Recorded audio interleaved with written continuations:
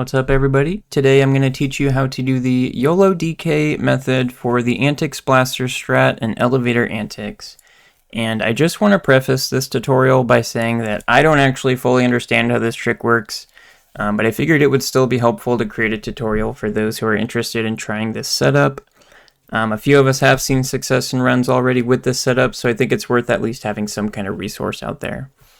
It's worth noting that the setup I'm about to show you is about 50% consistent once you know how to do it properly, but I do want to point out that Kyoro and Lead Ostrich have worked together to find an alternative setup that is 100% consistent, that is only a handful of seconds slower.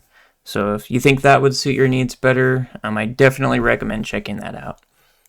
Anyways, without further ado, let's go ahead and get into it. Now, as far as the stage itself goes, it's pretty much just playing the stage no major skip style, aside from grabbing our boy DK along the way.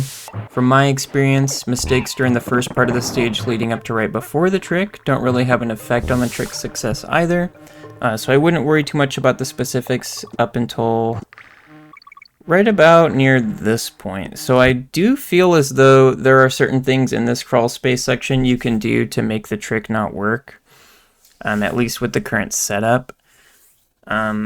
So you can either try and copy the movement I do here, or just find some other movement that works or enables the trick to work, and just make sure you can do that consistently. But I do feel like there is something in this crawl space that might cause the trick not to work, or it might change the conditions that make this setup not work specifically. But let's go ahead and see what the trick looks like, and then I'll go ahead and break it down in more detail. So essentially we're going to be swapping a DK here, throw in this tin can, re-catching it, breaking it on the halfway barrel to get an invisible object, setting that down, bouncing off this necky into the blast barrel, and blasting through the stage. So let's go ahead and take a closer look at what's going on here and what, as far as I know, causes this to work. So something important: if you go through this last crawl space quickly, like I do with the zip, I find that it's pretty important to stall on this rope before jumping. Any save state I've had where I jump off the rope immediately doesn't work, so I like to grab the rope and turn to the left here. Again, this is just my speculation. It might not totally be necessary, but I find that this helps my success with the trick. After that, just rolling and jumping. Rolling through the clump, swapping to DK here, and I'll explain that in a little bit.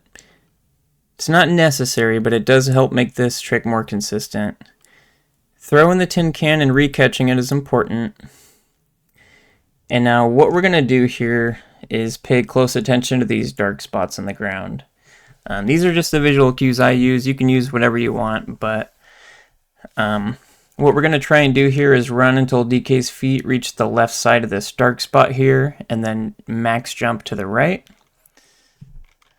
If you do a max jump and the game crashes when you head back to the left, you probably didn't go far enough left before jumping back to the right. So DK's feet are going to get right about there, and then I'm going to do a max jump to the right. Get the invisible object, and once DK's toe is about aligned with the center of this dark spot, I'm going to turn back to the left.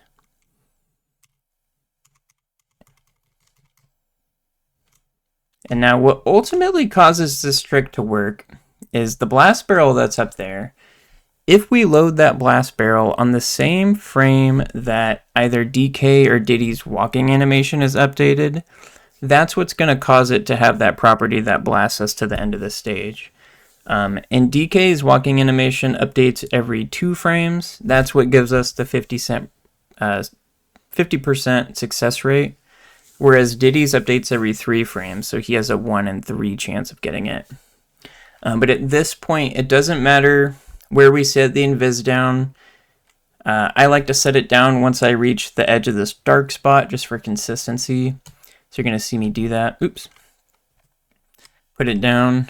Now, putting the invis down and jumping onto this mini necky and making it into the barrel on that cycle is actually really tight.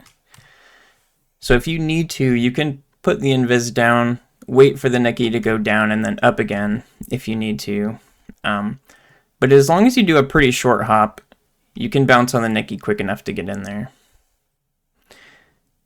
If you feel like everything went correctly and you just blast straight down instead of to the end, you probably just got, you know, the short end of the stick on that 50% chance. But yeah, that's how I understand it. Go ahead and try it out, see if it works. And yeah, happy blasting.